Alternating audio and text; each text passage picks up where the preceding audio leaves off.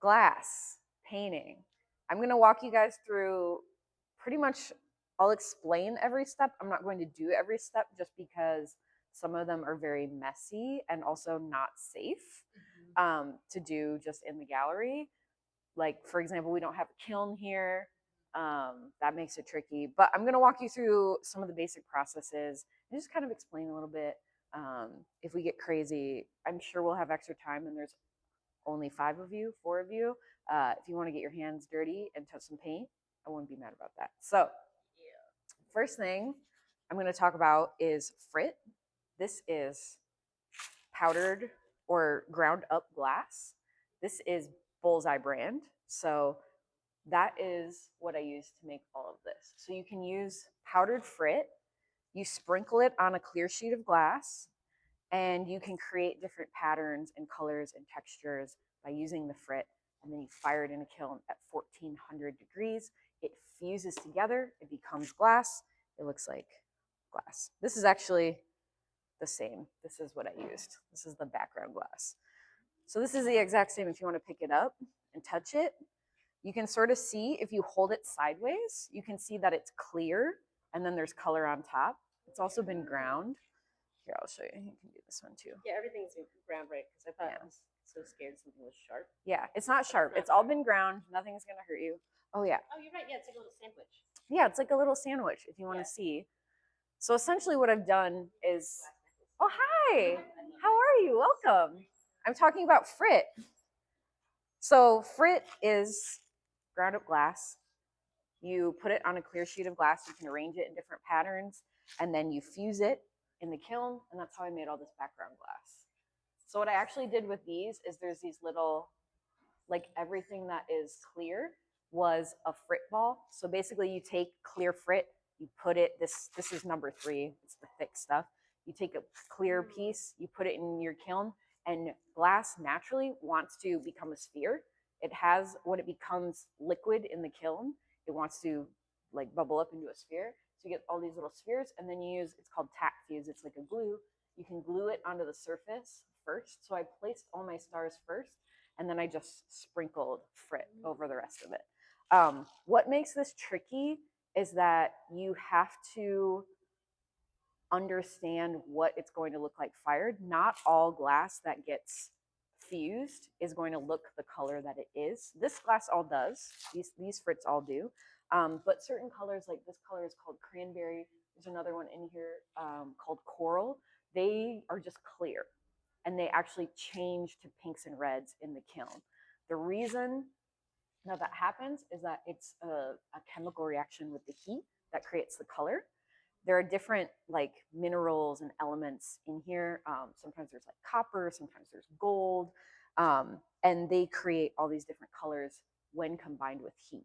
So you have to kind of understand what the color is going to do ahead of time. It's always good to do a sample. I actually did a sample of kind of just like this area before I started, just so I would understand how, like what size frit to use. The frit comes in different sizes. It's 3, number 2, this is number 1, and then a powder.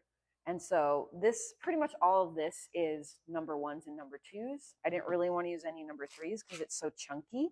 But if you wanted to do a really big piece and create a lot of texture, you could use the chunky stuff.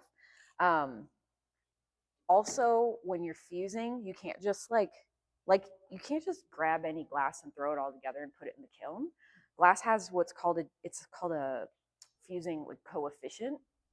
This is all, I believe it's 96 COE. I might be wrong. I can't remember.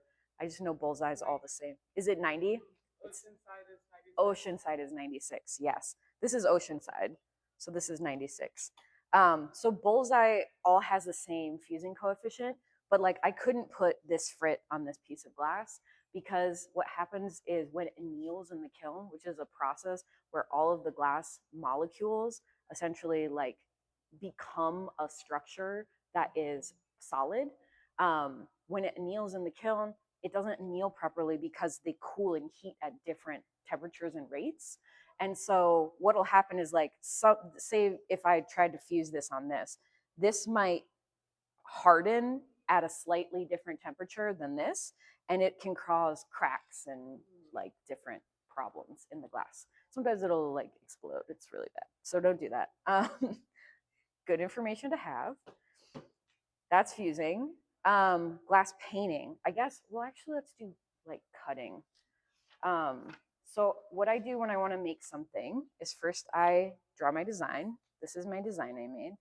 It's about that poem about the two-headed calf and twice as many stars. I like that poem. I thought it was cute. I was like, oh, I'll make a little cow. And then they have this glass. It has like sparkles in it. So I was like, oh, that's cool. Yeah, it's, I forget what it's called. There's different things they can put in it. I know in green it's aventurine is the color they use. I'm not sure if that's what they use in this as well, but it creates sparkles. So then you have these patterns. This glass you didn't make the same way as this. This I bought. Okay. So all the rest of the glass, yeah, this glass I made. The rest of this glass was bought, and some of it is also flash glass, which actually I'll show you. Well, first I'm going to explain patterns, then I'm going to explain cutting, then I'm going to explain flash glass. So this is my pattern. I drew it up in Illustrator. I used all my little lines to show where the it's copper foil is how this would be put together. You can also do lead. This is all done with copper foil. It's essentially like a tape that you wrap around the edges of the glass, and then you use solder and you solder it all together. I don't do that part. I hire someone because I was trained in the glass studio and I had an art degree in painting, and all the guys in the shop who soldered windows were 10 times faster than me and couldn't paint. So they're like, yeah, you're going to paint. They're going to solder the windows. Why would we make you solder? So I never learned. I kind of have soldered a couple panels, but it was like 10 years ago. It's been a while. So I do my design. I like to do it in Illustrator because a lot of people use Procreate. Procreate is fine. I prefer Illustrator because it will be, you can size it correctly and you can vectorize everything. So you can change like the line thickness. I just think it's nicer. So then you cut out your pattern, and I have these special scissors. They're called pattern shears. They're 3-bladed scissors. And what you do with that is you cut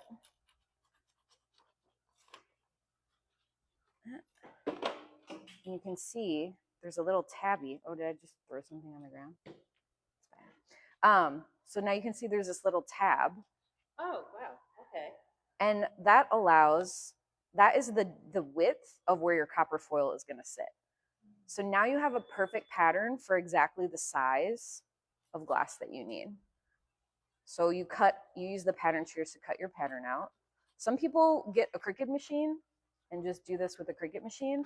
The way that I learned was in a studio setting, and there's no Cricut machine big enough for a panel that's like 20 feet tall. So you print it out in big paper and you use pattern shears. So now I have a piece that is the exact, you can kind of see, there's enough width around it so that when you wrap the piece with copper foil, they will all still fit together snugly.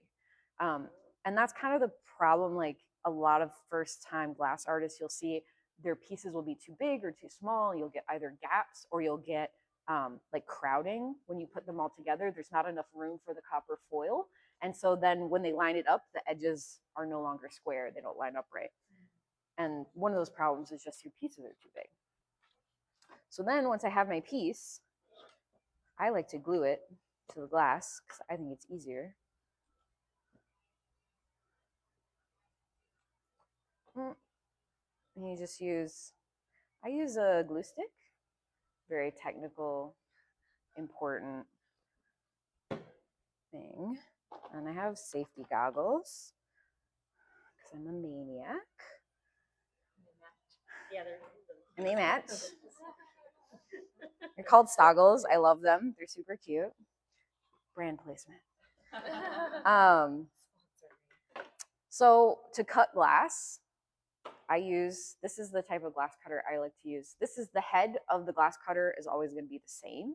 The grip is just different. There are different types of grips. I prefer pencil grip. This is what this is. That's how I learned. There's another one called pistol grip that has like a handle like this. This is just how I learned. This is what is comfortable for me. The pistol grips, I actually broke this arm like 3 times. So it's not comfortable for me because I can feel it and it hurts. So I like this grip. And glass is cool because it is a solid that behaves like a liquid, meaning when you like, I can't use scissors to cut glass. I'm gonna fuck up these scissors. It's horrible. Yeah, it doesn't really work, right? Now I've ruined these scissors. That's fine. I just bought new scissors. I've seen videos where people will like, you can put the glass underwater and you can cut it, but it just snaps and snaps and snaps. What you're actually doing with this cutter, it's not sharp. If you want to touch it, I brought another one so you guys can touch it. And you don't have to touch it. This is a diamond. It's called a cutting wheel, and it's not sharp at all. It won't hurt you. What you're essentially doing is you're scoring the glass. It's a misnomer. You're not actually cutting, you're scoring. So I have cutting oil here. It's in a little sponge and you can dip your little tool. A lot of cutting tools will have a well inside the handle. It's just not reliable. I don't like it because sometimes it comes out too much. Sometimes enough doesn't come out. I like to just dip it. It also keeps cutting oil from leaking everywhere. And then you can just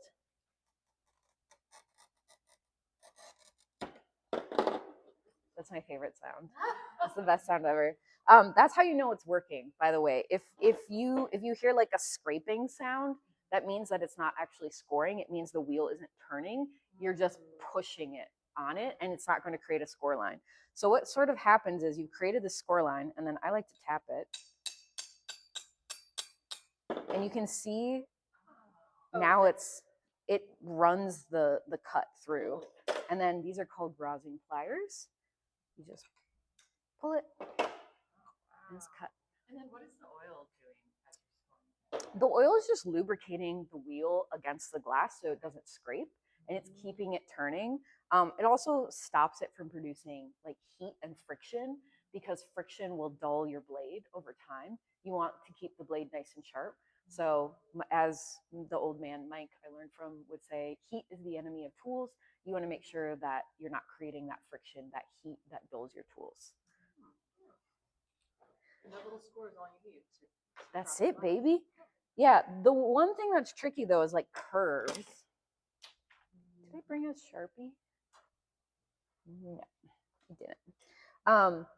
So straight lines are really easy with glass, but if I was cutting like a curve, you sort of have to like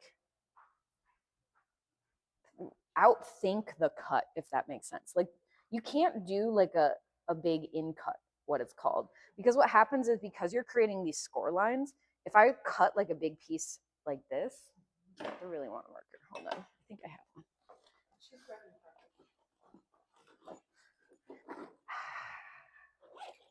Yes.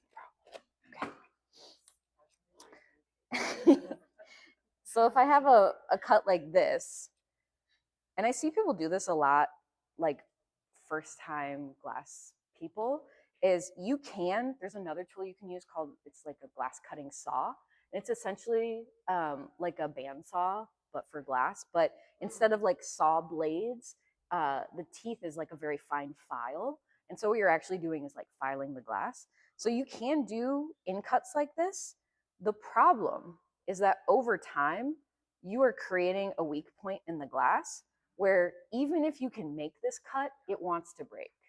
So you have to really, when you're like, the old men who taught me, if they saw me do something like this, like in my design work, because I started as a designer, they would come slap the stylus out of my hand.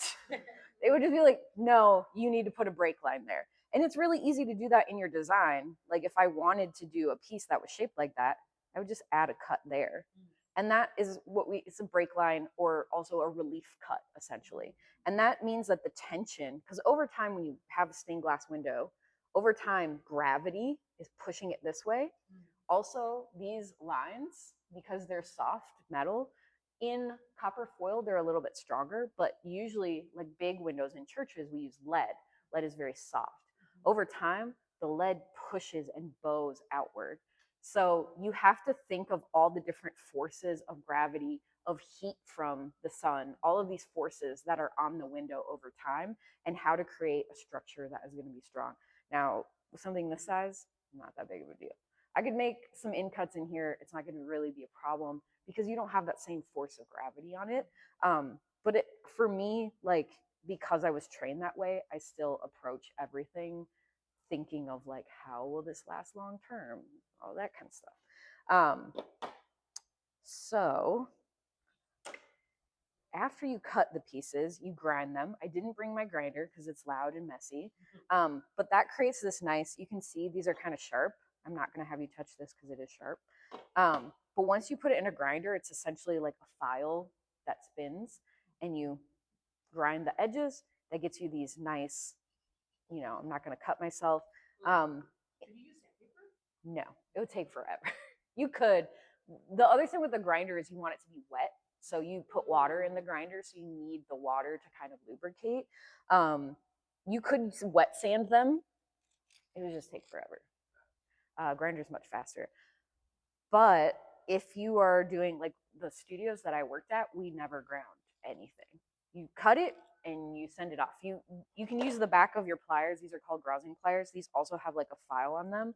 So like a lot of times, like if you have like a really sharp area, you use the back of your grousers and you just get rid of those little sharp bits, and then you send it to the painter or the glazer. The glazer is the person who puts the window together. You send it to whoever needs the glass next. Everything before it gets glazed, before it gets put together, it has to be painted because all of the paint goes in the kiln and it gets fired at 1200 degrees. Now we're going to talk about flash glass, which is my favorite glass. So you guys kind of saw with the fused glass that there's like clear and then there's color on top. Flash glass is the exact same thing, except instead of being fused, it is mouth blown. So a glass blower blows the glass, and what they essentially do is they blow this big like blob of clear glass, and then they dip it in a color, and so then they blow it into these giant cylinders. They're usually like 2 feet tall, pretty big around, and then they cut the cylinder down the middle, they lay it flat, they put it in a kiln to anneal it, and then you get sheet glass. So that's how most of the glass, anytime you see on here where there's multiple colors, like this piece of glass was green flash glass, it was then the color gets etched out. And I'm going to show you how to etch right now because I have my Dremel with me. Just breaking? Yes. Yes. Anneal just strengthens the glass. So what happens is all those little glass molecules, when you're in the kiln, they get excited, they kind of move around, and annealing it creates the crystalline structure that keeps it strong. So glass anneals between 500 and 900 degrees, I think. But glass painting, you don't have to worry about that as much. Like you do still want to anneal the glass. It's much more an issue if you're fusing, doing lamp work, which is like glass blowing, or anything where the glass is like melted is when it's more of a problem. Need to unplug Oh one no, of the things. I'm gonna unplug my guy so you guys can still see. Sorry, guy. We'll plug you back in. Okay. I gotta put my bit in.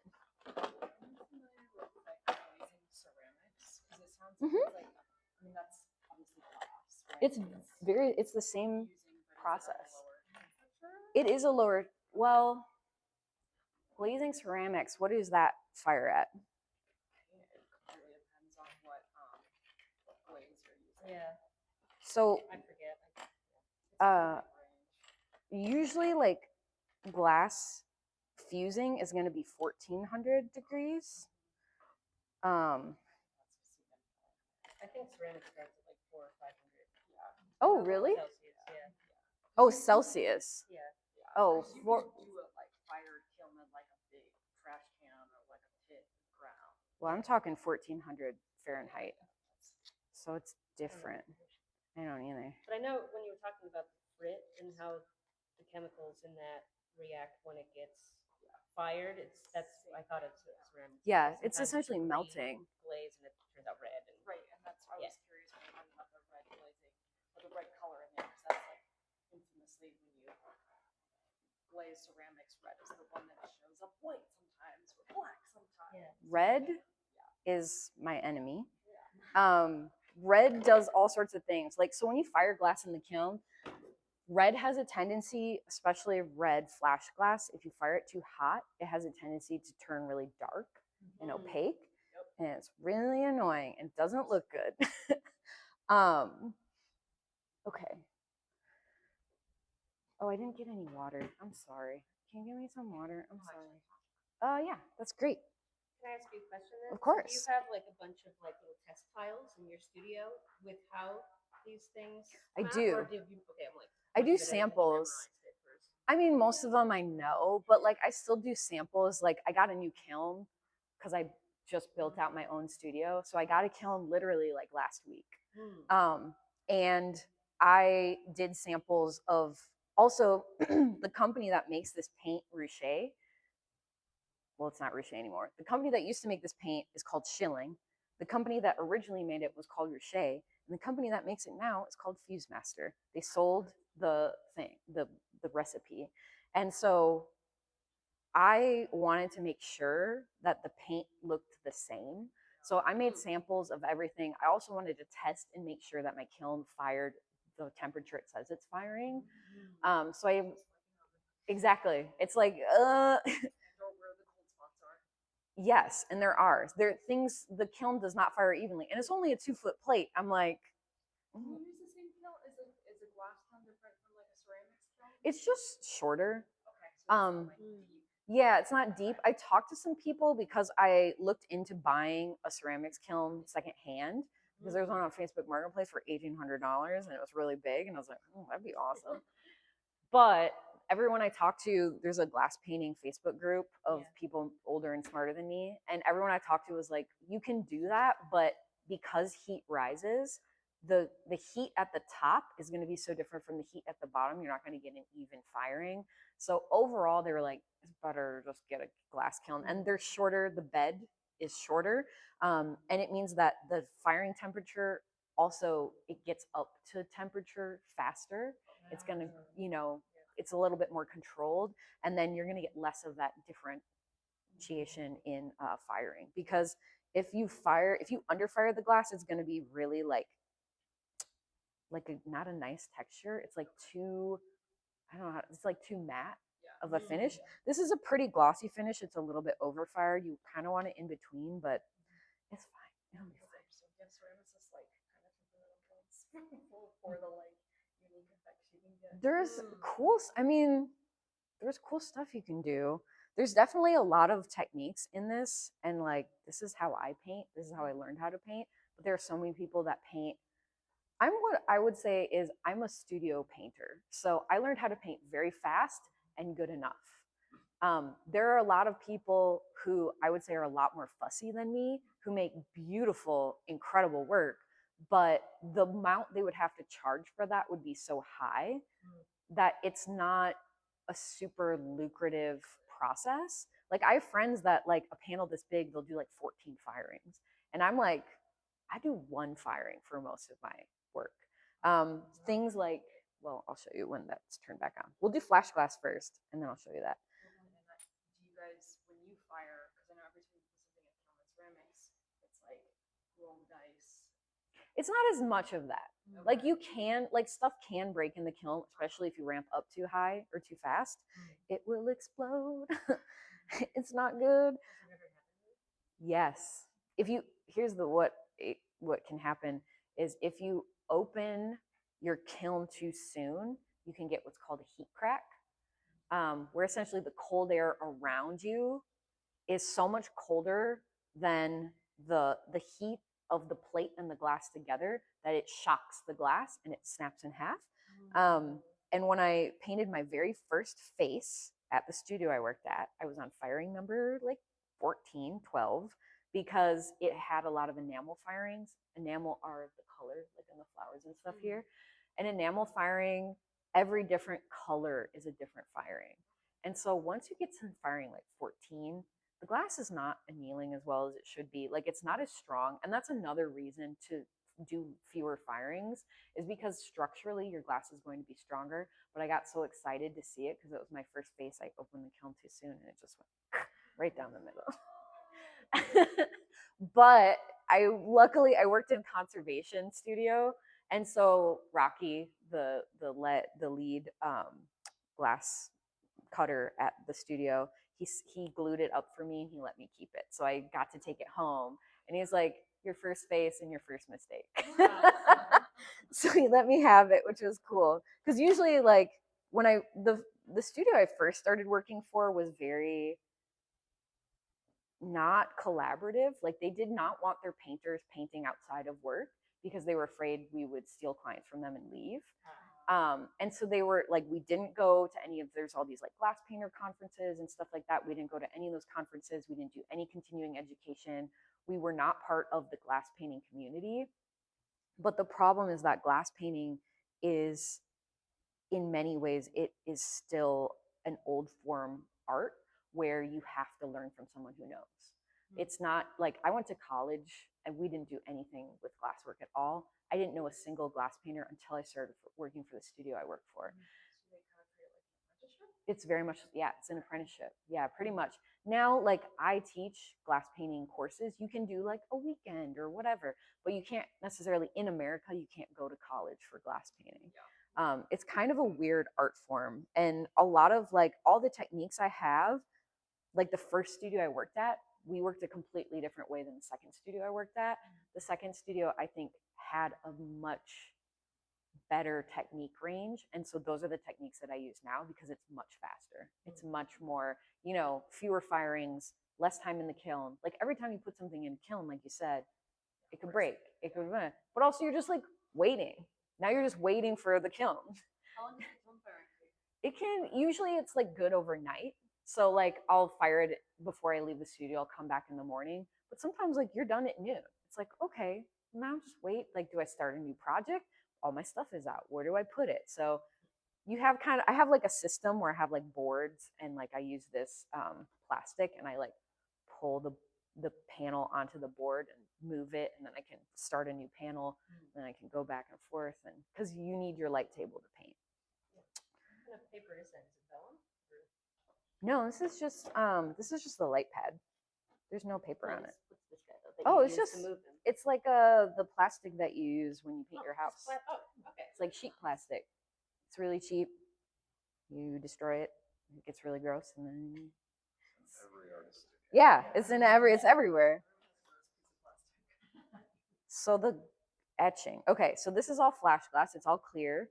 It has a layer of color, and then we're gonna etch it. Now you can also use hydrofluoric acid to etch your glass. Hydrofluoric acid is super dangerous and super gross. The fumes are bad for you. If it touches your skin, it won't etch away your skin. What it will do is it will leach into your body and slowly degrade your bones. It's like really disgusting. I personally don't like to mess around with it. Every studio I've worked at, you just put on a mask and you're just like outside. In where I first worked, it was snowing a lot. So it's like you're outside, it's 30 degrees, and you're just like hoping it works. It's not a good system. You should have a hood. You should be disposing of it safely. There's a lot of stuff. There's another method you can do, which is what I like to do, where you either sandblast it and then you fire polish it, or you use a Dremel and you can etch it. So we're going to use a Dremel today because I'm not bringing acid to the gallery. Why would I do that? Actually, this job I'm working right now, they sent me a piece that was unetched, and I'm like, I didn't budget for etching. You gotta etch it. I'm not doing it.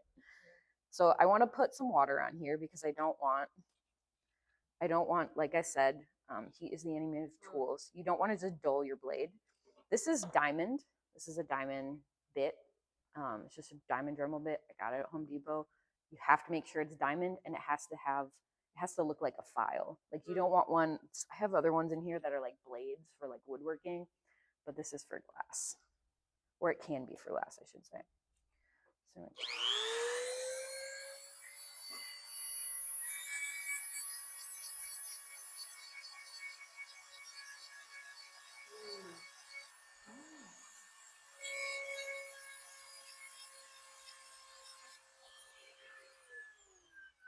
So now we have a star. Cute. Oh Yeah. to get through all of that? Yeah, this glass, the glass, so if something is made to be flash glass, this layer, there's a company out of Germany called Lambert's. They're sort of the standard of like glass. They're some of the best glass in the world. There's another one in France called Sanju. Their flash layer is very thin. The ones in America are the ones that I usually wind up buying. There's an old man named Jim in Oregon. I think he's in, no, he's in Washington. I think, but the company is called Fremont Antique Glass. And here, I'm going to plug this back in because we don't need the etching anymore. So this glass is Fremont, this is Fremont, this is Fremont. And the flash layer is much more varied because he's just an old man named Jim making some glass. He's just blowing glass. He's like 76 years old and he's still blowing glass, which I don't know if you know, it's a very physically laborious process. And his flash glass, like when I was etching this, I had to etch so much that when I put it in the kiln, you can actually feel there's like a dip because I etched so much out because I like to put my flash on the back. Some people like it on the front. I like it on the back because then I still have this smooth surface. When I painted it, the glass actually melted a little bit in the kiln. It overfired a little bit. And so now there's a dip where the loon is because the glass is so much thinner there. And that is because the flash layer was so thick. It took me forever to find the clear. But then what you do is then if you wanted this to be perfectly clear, like if I was doing like this moon or something, this isn't flash glass. There is a piece of purple I made. Anyway, it's a long story. But like say I'm doing like the loon or something, I could use my Dremel. I could etch it out and then I could put it in the kiln and do what's called a fire polish, where I fire it at like 1250, put a 10-minute hold on it, and that'll make it like clear again so that you don't have this, because now it looks like sort of like a sandblasted texture. So that way it'll take your stains and it'll take your color better because now it's like perfectly smooth. It's just a more even application. On some of this, like this green here, when I first fired in the kiln, it did not fire well. I had to Dremel it all off and reapply it. And because I had already painted the fronts, I couldn't do that. So it's fine, but you can't like scratch away as easily. It's not as easy to clean up. So it's better if it's really clean. It's everything with flash glass. Now we're going to do painting. I'm trying to think if there's anything. You guys have any questions about that before I move on to painting? One quick question. When you're etching, are you just freestyling it, or do you ever have a sketch made and a guide? I usually have a sketch. So like on this cow, I actually cut this in flash glass because I thought I was going to do brown. But then I was like, oh, I don't really love the brown. So we went with purple, and the purple isn't flash glass. But like for this one, what I would probably do is I would, because I want his little head to be white. So I would just draw it on the glass and then I'll flip it over. And then on the light table, now I can see where it is. Does that make sense? You can also do, like I use contact paper a lot. So I'll put a sheet of contact paper, clear contact paper, and then just use a Dremel tool or a X-Acto and X-Acto out what I want. And that helps protect the rest of the glass from like, if the Dremel goes astray or something happens, because this is not the best method necessarily. It helps to protect it. Also, like if you're doing a big area, like if I was doing, say I was doing Jesus, because I've done a lot of Jesus.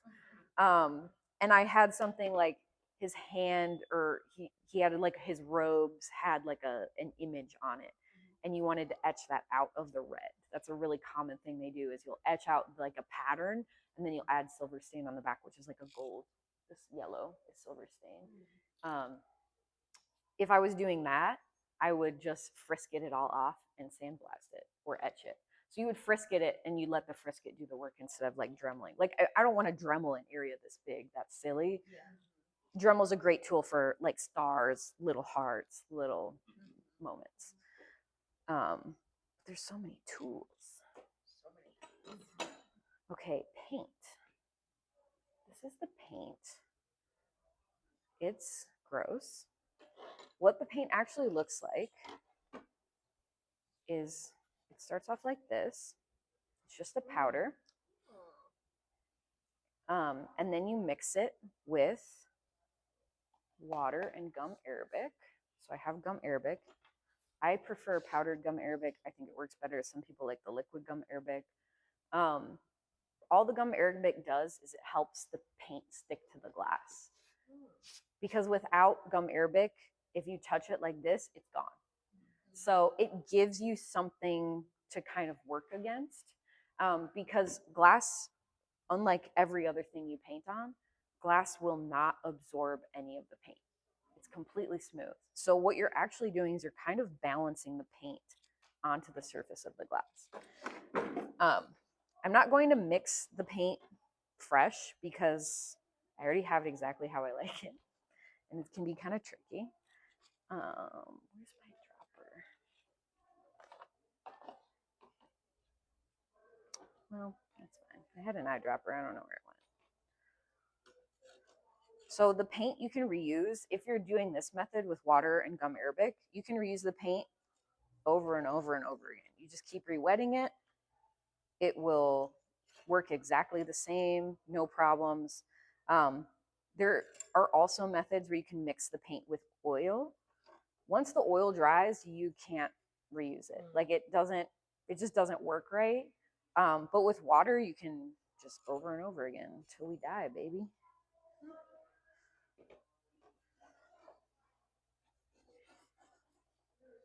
This might take a minute, actually. We'll wet this paint too. Now, the paint is very toxic if you eat it. As long as you're not eating it, you're fine. Because we're using water, the paint is not going to absorb into your skin or anything like that. But it does have heavy metals in it. It has a lot of times lead. These ones are lead free, but it still has cadmium, cobalt, other toxic metals. So it's really important if you're working with this to wash your hands. There's a special type of soap that I have. It's called de-lead soap, and it is soap specifically formulated to reduce heavy metals from your skin. And I used to get tested. I was a full-time glass painter for years. I used to get tested every year to make sure that my lead levels were in a safe range, and they were never above less than 5 parts per million or whatever it is, which is the highest traceable amount that they measure.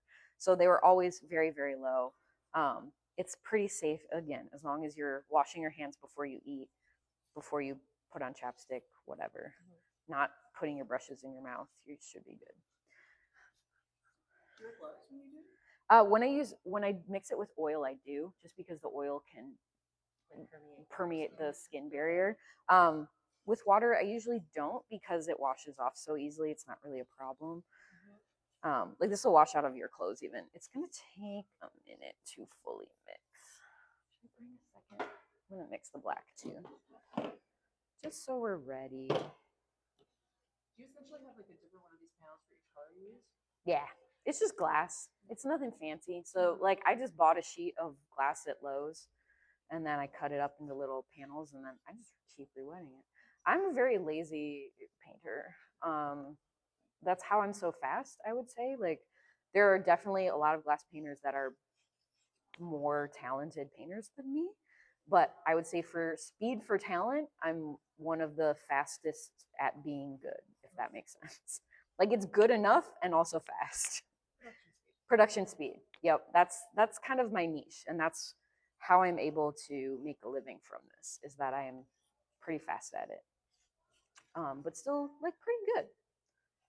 Not the best though. There's some people out there that I'm like, oh my God, they're amazing.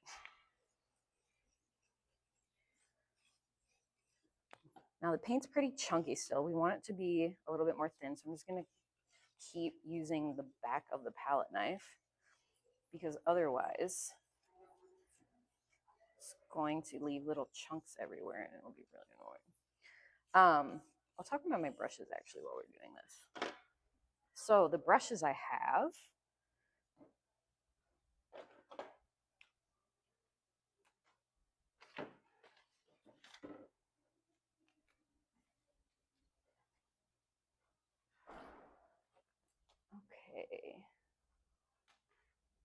these are all of the brushes for applying paint that I have.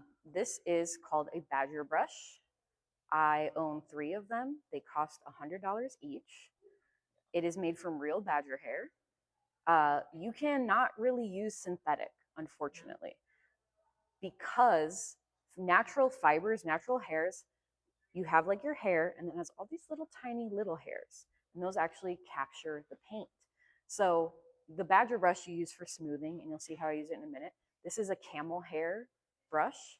And then these ones, I don't remember what they are. They're sable, which is another animal that is very cute, unfortunately. These brushes, however, can last you your entire career. So I feel, I have a friend who's vegan, and she was like, I don't feel good about buying a brand new badger brush, but I found one used. And a used badger brush is still a great badger brush for the most part. Like, this will probably last me my entire career. And I own 3 of them. I own one for water. I own one for oil, because your water and oil should never mix. And then I own one for silver stain, because it's this gold color. It stains everything. Once you use it with silver stain, it's a pain to clean. It's just my silver stain brush forever. Again, natural hair is expensive. These are expensive brushes. This one was like 30. These ones were like 20 a piece. But you don't need that many, and they'll last you so long. Where did you buy them at? I bought these originally from Schilling. I don't know if they still sell them, because I know they just transferred some of their like formulas and stuff to Fuse Master. They might still sell them. There's another place I called. These ones are from, I think it's called Holo, Holo, signpainters.com. But if you Google sign painting brushes, that's what these are. They're just sign painting brushes. They're really nice. I love them. So when my paint's nice and wet, we can apply it to the glass. I'm not going to apply it to this piece. I'm going to paint that piece a little differently.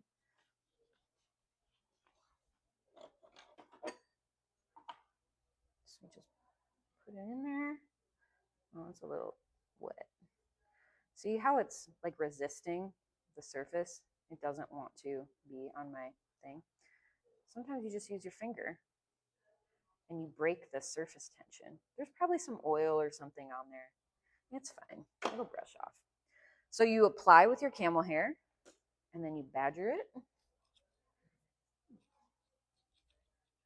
And of course, a bunch of paint has leaked under the bottom, so you're seeing this like spider webbing effect. You can also add texture, like you can do this to the paint when it's more dry. I'm not going to do that. I think I'm going to do, yeah, I think we're going to do it just soft like this.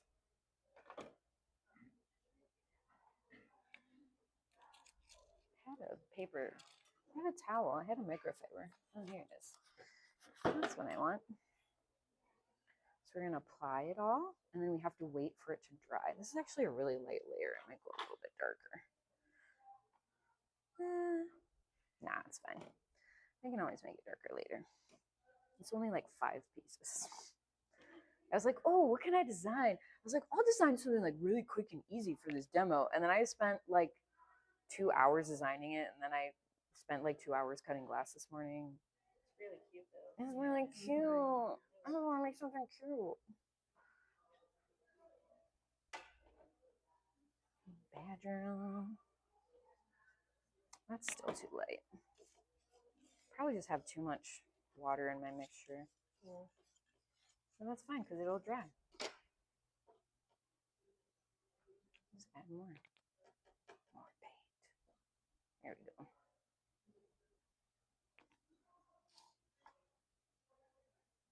I'm a very chaotic painter too. I'm just put some paint on it. It's fine. Is that the right way? Yeah.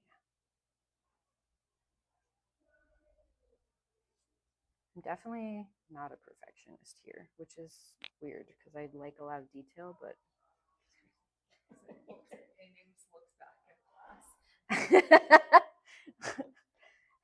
I think with glass, oh, I put it on the power button. I think with glass, I'm more willing, I think because I did it so long for someone else, like I just don't have ownership over it in the same way. that I did for like my paintings, because I was always working for someone else, and they're like, this would happen literally every time.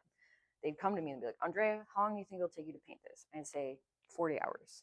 They'd say, okay, we give you 30 hours. And I was like, okay, well, that's not what I said at all. And then I just had to be like, you know what? I don't care. Like, I'm making $18 an hour. Who cares? This is fine. And then you get pretty fast at it. Actually, let's add some texture to these background pieces. Just give them a little texture. It's just like, I like that.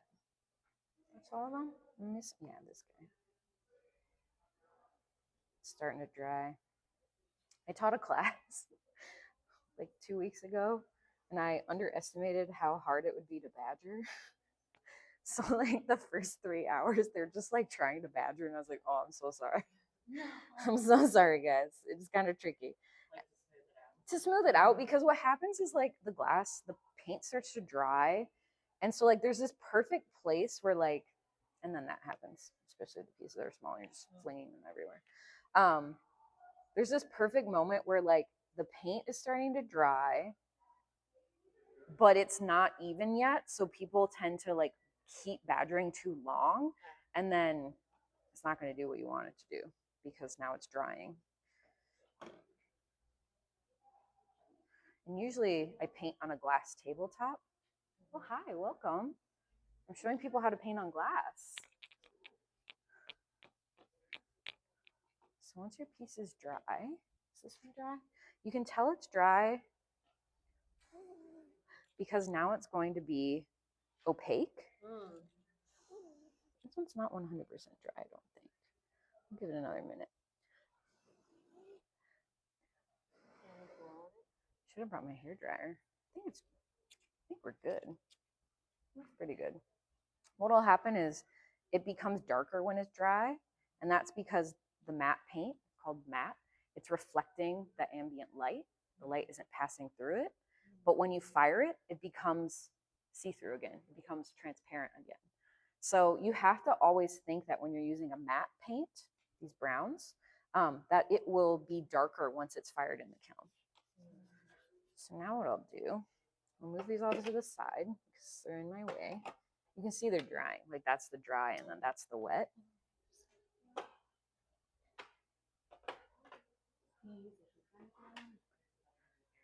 Heat gun would be a little too much. You could risk cracking the glass. It's a little too hot, but a blow dryer, look, they're pretty much already dry. Usually what I do is like, I'll have a whole panel. So like right now, the panels I'm working on are like 2 foot by 4 foot. I will put applied paint to the whole panel. By the time I'm from here to here, by the time I'm done with the panel, this part is dry. I can start tracing, which is this part. So now what we do is we have our paint. And if you have ever, oh, of course there's a bump right in the middle. That's fine. We're not going to worry about it. So now I have these brushes. These are hog's hair. They're a very stiff bristle brush. And I actually take them, a lot of times when you get these, they're really long. I cut them down and then I use sandpaper to finish the edge to make it nice and smooth because I want just a little bit more resistance in the bristle. So now I take this and I'm going to pull out my highlights. It's a lot like if you've ever done charcoal drawing where you put the ground, you cover the whole ground in charcoal and then you erase out. That's essentially what we're doing here. So I'm going to erase out. No. So all I'm doing, you have the gum Arabic is allowing the paint to stick to the surface. See, I'm kind of mad because I got a dot in there and it's making me mad. I'll repaint it later, it's fine. I'm not gonna fire this. So now I can get all these textures in here. I'm gonna make his little nose shiny. Like here. This part is messed up, don't look at that part. I don't really want to redo it right now.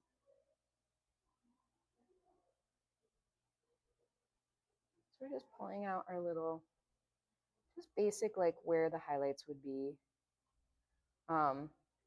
If you have your stipple, like it's kind of nice. You can just use your fingers. So like this is the mount or the edge of the hill. Make sure it's dry. It's dry. So like if I have that, you can actually use your fingers. You can kind of pull this texture out. Because it already has Yeah. resistance. Because where the gum arabic, like where the paint is thicker in the stipple, the gum arabic there's more gum arabic there, so it will hold onto the paint longer. So you essentially can just use your finger and create these beautiful little textures in the glass or in the paint. And I like to pull all my highlights out before I trace, which is the black paint, your line work. Because what happens is you also have gum arabic in your trace mix. And what can happen is the gum arabic in your paint and the gum arabic in your trace can sort of like reignite, and you get all these little like featherings from the black. So I always just pull my highlights first. I'll do like some little reflective light highlights, little ear. And that's pretty good. Let's put some lines on our cow. So this is like a good first layer. I will also go over this with oil, but I didn't bring the oil because once you apply oil, you have to put it in the kiln like right away. It's just a lot harder to transport without getting the oil everywhere. But then I'll take my little brush. So without paint, if you decide you don't like it, Just wipe it off. Totally start over. great. I mean, it's the good and the bad of glass painting is like, if you mess it up, you just start over. If you hate it, as long as it's not fired, it's all the paint can come off and you can start over, which I've done. Where like man, if you get like a line at someone's face, it's like starting over. Super cool scar. Yeah. Jesus, scar. So now I use exactly. It's a mall stick. We call it a bridge. This is the nicest bridge I've ever owned. The guy who made my frames, his name is Todd. He made them, and he is like, I was like, oh yeah, can you just like use some scrap wood? This is all oak with ebony joinery. And he's like, yeah, I just had it laying around. And I'm like, this is the most beautiful object. Like, this is nicer than almost anything I own. So, yeah, like everything else that like, in a studio, it would be like shitty plywood nailed together. And I'm like, oh, I'm gonna probably get tetanus from this, but this one's super nice. It's really nice and smooth. Like what you need in your bridge is like you don't want any bowing because it's annoying. But now I can just trace. So this layer of paint is sitting on the surface. Yeah, that's my favorite brush. It's really tricky. But you're working with the surface tension. We're gonna do this because I want to see what I'm doing. I like to like see what my line is looking like. So I usually put on some paper and line it back up. That's pretty good. So then we can do this. We'll outline our little guy. If we want it a little bit more watery, I can. Oh, it's too watery. That's pretty good. So if I wanted to do like a lighter line here, because I don't want it to be as defined, I can do that.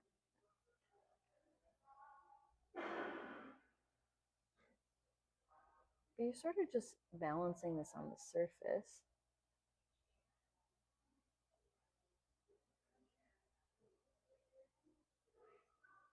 I'm gonna have a littler brush. This one's not as great because it is synthetic, so it doesn't hold the paint as well, but it is a smaller tip. So I can use it for like super fine little cow's face.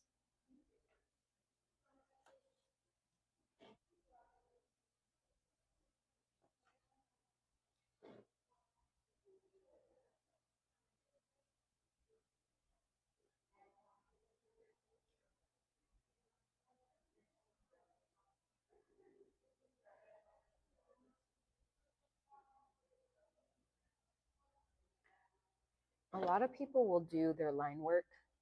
Oh, this is a little turned. Whoops. Separate from their shadow work. Like I said, that just, it's more work and I'm tired and I don't want to do that. This is a little bit trickier. Like you have more opportunities to mess up because you're essentially balancing your trace work on the surface of your mat work. So if you mess it up, it's a little tricky, but you actually can erase if you're very careful and if you catch it quick enough. So like if I messed up, I could probably, if I didn't like that line, I could be like, ooh, let me just erase it out.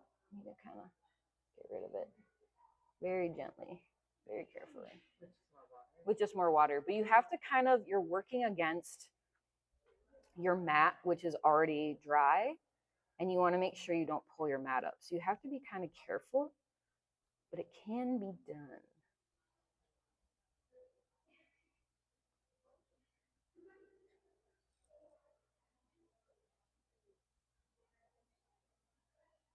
I already decided I'm going to redo this, so we're just doing it good enough.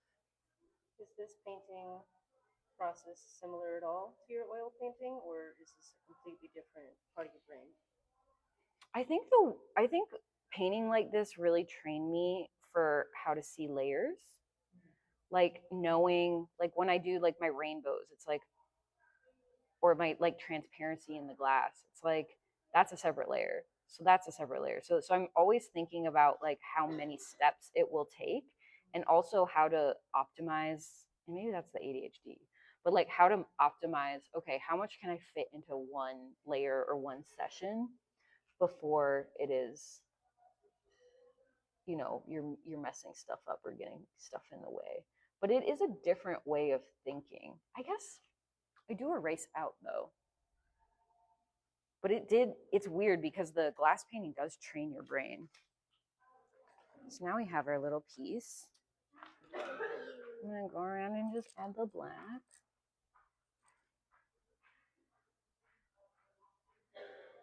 You have to be kind of careful when you're doing this because you can pull up your other layers if you're not careful. It's a lot like, this is a lot like Sumi ink. Like it's weird because I actually was a sculpture major.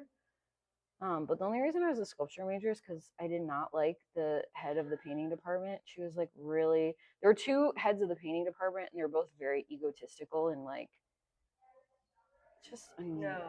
Yeah. just annoying to be around. Teaching experience ruined the learning experience. Never heard of that. Yeah. So I went to the sculpture department because everyone was pretty cool and chill there. And it was fun because I like power tools and welding and stuff. So I learned a lot. But I did take some painting courses and I took like Sumi ink drawing from this man named Joe Bob, who I really loved. If he was the head of the painting department, I would have stayed in painting. But he was like, his whole thing was like gestalt and economy of line. He's like, how can you make a painting in only 3 strokes? It's like, were you trained by? I mean, but it does. It was, yeah, super cool. But it does train your brain to like, how can I convey the most information with the least amount of work? And I love that. Huge fan. So this is a porcupine quill. It's an African porcupine quill. It's very sharp. It's really big. Yeah, African porcupine quills, I didn't know this. I learned this recently. American porcupines and African porcupines, they're actually completely different species. They're not the same type of animal. They don't have the same common ancestor. They developed the same mechanism separately, which is crazy. Nature's incredible. But essentially, this is a one giant hair follicle, right? That gets coated and comes out sharp. It stays sharp for a really long time. I love this. It's another natural hairbrush, baby. So what a lot of people do is they take the backs of their hog hair brushes, they put them in a pencil sharpener, and they get a really sharp point. But then you got to keep sharpening it, and then over time you have no brush. This stays sharp forever. I've had the same porcupine quill for years. It doesn't get dull. You only need one of them. They're like $5, and then you can pull highlights out. So now it's pretty sweet. So now you can pull out your little highlights. I can give him hair. I can make its hair, like, see, I can do like that and the thing, make it furry. So now you can just add your, it just gives definition. You know, if you're painting, this would be your highlight layer. You can add fur. If I wanted to add fur, they have these like little cowlicks. Oh, let's make it fuzzy. Now you can add all this texture. So you can kind of go back in and add things with by pulling out. And that's the advantage of having your trace layer, your black, and your matte layer on the same layer, is that you can sort of create these different textures and moments. And it really, The painting process, it's like so drawing. yeah, Too. it's really drawing. It And kind of reminds me more of like some of the printmaking processes where you're like doing some painting, doing Yeah. some drawing. And you're It's moving kind of in and sculpture out. because you're physically like etching with it. Yeah. And you're thinking of, like, even when you're etching, like this stuff, a lot of times most people etch on the front so that you don't get this parallax. You can kind of see if you turn this way and you turn that way, your line is no longer lining up with your color because the color is on the back. But for me, it's just easier to paint that way, especially at this level of detail that I'm doing. But like if I was doing a bigger piece, you would want your paint and your flash glass on the same surface so that you don't get the parallax in the color. So like if you're outlining something, then the outline stays exactly where the paint is or isn't. You know what I mean? It actually creates that demarcation. And then you fire it in a kiln at 1200 degrees, and then it's this. Yeah, that's painting. There's also like these colors, they're enamel. It's the same process. You just do it on the back and it's just a color. You don't add any gum arabic, you just badger it. I usually like use contact paper with this because it's flash glass, because I had that like etch underneath. You just badger it and then you just clean up the edge of the glass. It's really easy because it's already indented. So I like this method. I found it way easier than, like, the way I was trained was to do it the other way, and I was like, nah, I'm going to do it backwards, and it really worked well. So It's interesting that there's so much like printmaking is like very precise in process, but this Yeah. is like you get to like kind of it's go out vibes. your own way. It's very vibey. Like, it's really just like whatever you feel, Yeah, there man. are hard Until you have rules, to fire it. but yeah. Then you really have to fight. Well, it's interesting.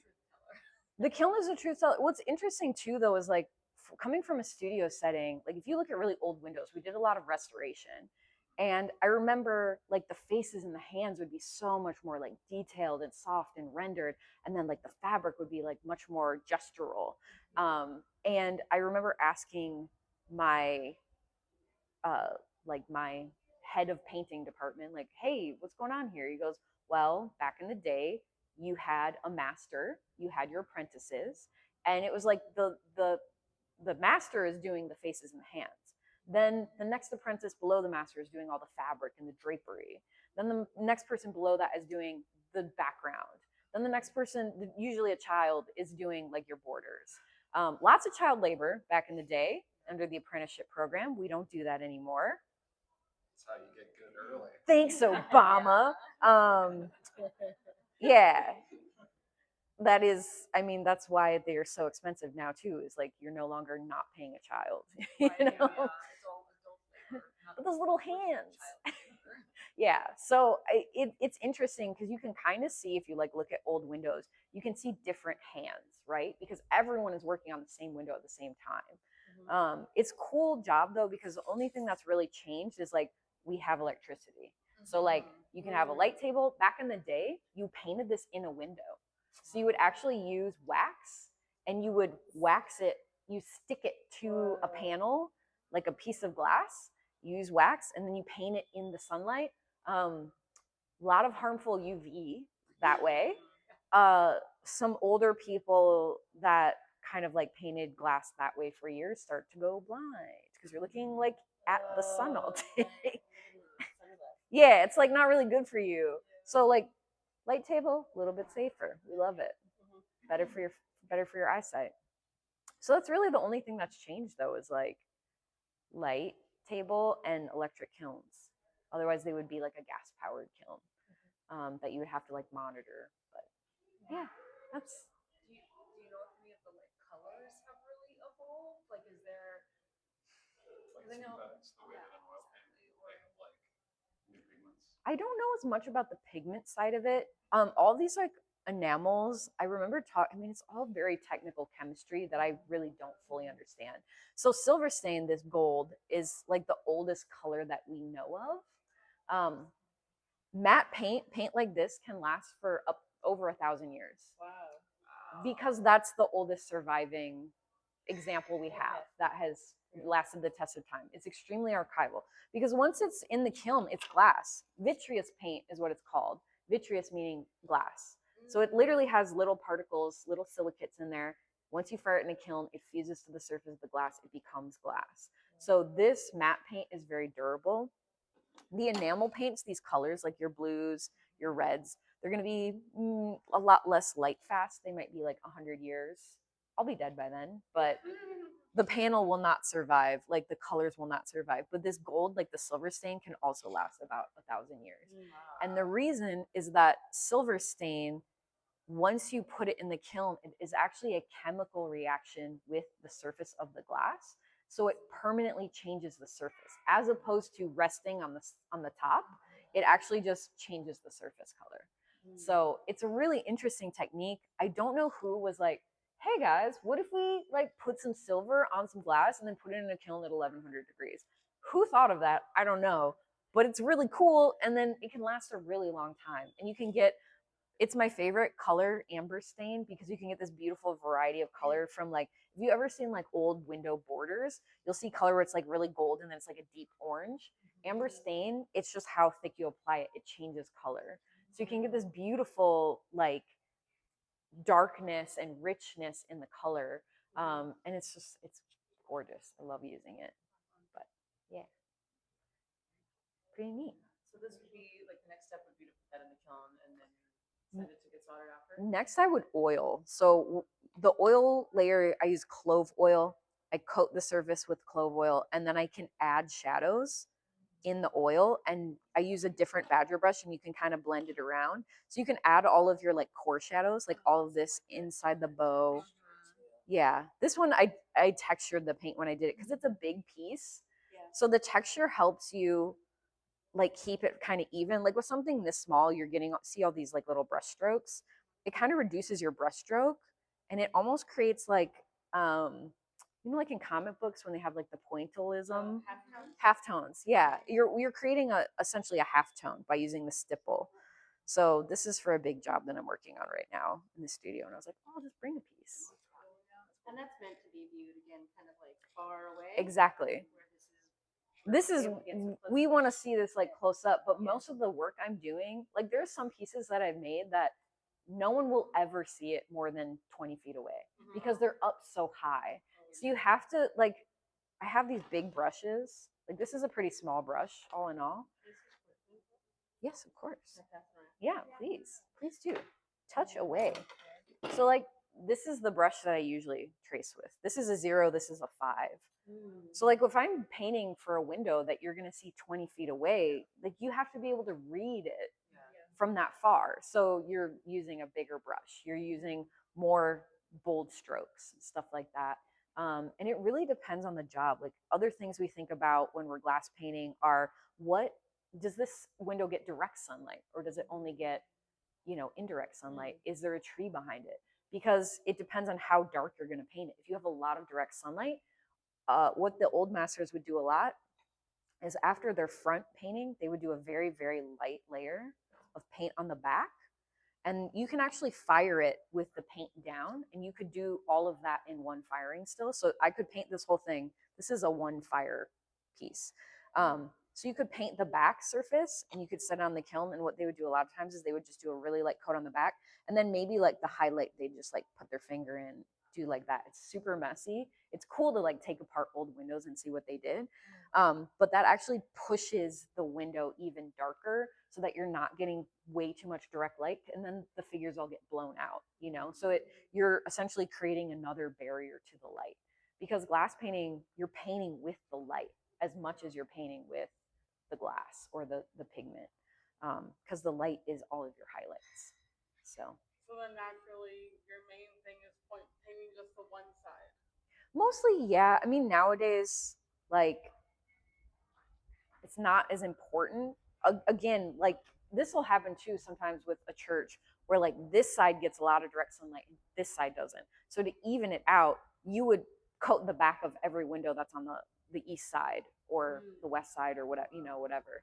So whatever is getting direct sunlight, you might paint differently, and that's something that you have to think about when you're painting a church. Yeah, it's really cool. Yeah, it is. It's really fun though. It's like a little bit of everything. Yeah, I think it appeals. It's something that I really like because I like the technical aspect of it, but it's still very forgiving in a lot of ways. We're like, whatever, I'll just cut it. Like, oh, this one got really messed up. I'll just cut a different piece, or like I'll etch this part off, or whatever. Like, it is more flexible than you think, and I actually don't break that much glass, surprisingly. So, I mean, accidentally, on purpose, I break a lot of glass. But, yeah. What's the enamel process like? It's pretty much the same as this. It's just applied to the back. So you use water, you use your badger brush. It still comes as a powder like that.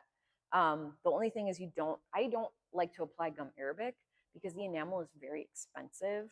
A lot of it has like, especially anything red or pink. And I don't know if I brought it. I thought I brought a piece of pink. It's not like one-shot enamel. It's a totally different type of enamel. I don't know what one-shot enamel is. It's like sign painting enamel. Oh no, it's very different. It's a vitreous enamel, but actually I can show you. So this glass, it's no, not this one. Let's go over to the manatee. Let's go over here. Field trip. So this glass, this pink glass is all flash glass. You can see where I etched out for the white part of the manatee, and then you can see where I etched out for this. This glass is called gold pink glass, and it is called gold pink because gold is what makes it pink, like the element gold. So this glass retails for $100 a square foot. Wow. It's very expensive. And it's also flash glass again, which is this process. This is Lambert's brand, I think. This is Fremont. These are actually different brands. You can see a slight variation in color. I actually prefer the Fremont. I just didn't have enough of it. I had a nice piece and I broke it, so I had to use a different piece. But it's really beautiful. And then, you know, you etch it away, but it's this beautiful, beautiful color. But again, you're using literal gold. So it's so expensive. And then like this piece is a Fremont antique piece. Antique is what we say when it's mouth blown. So when someone says antique, it doesn't mean it's old, it means it's mouth blown. And it means it's generally transparent. Whereas like the machine rolled glass that you see, like those opaques, those are not as expensive. And they're also not as good for painting. Because like if you're painting, you want to be able to see through it so you can see the light behind it, and it creates different things. But yeah, almost every piece in here is flash glass, which is expensive. Yeah. Yeah. Super fun. But I love this, like the texture they got. Like this little swoop. It's so pretty. It's just like one big sheet, and I'm just like anxiously like trying to cut. Yeah, is that nerve-wracking? It's so stressful. I actually broke this piece. This, you can see it doesn't quite continue. But I was able to use like a little bit of this and still get that movement. Because I really wanted the movement to do the work here. I actually had another piece of glass, another piece I had custom blown, and it was just a fade, but it just didn't give enough interest. And I wound up recutting it, and I was like, I just cut up a $250 sheet of glass for nothing. And that happens sometimes where you're like, oh, this looks good, but you know, for what I'm selling this for, I want it to be really, really great, you know? So, yeah. Beautiful. Thanks. That's it. Yeah. I don't know. If you guys ever want to come to my studio, let me know. It's literally like 8 minutes from here, so I'm gonna go there Oh. after this and go put on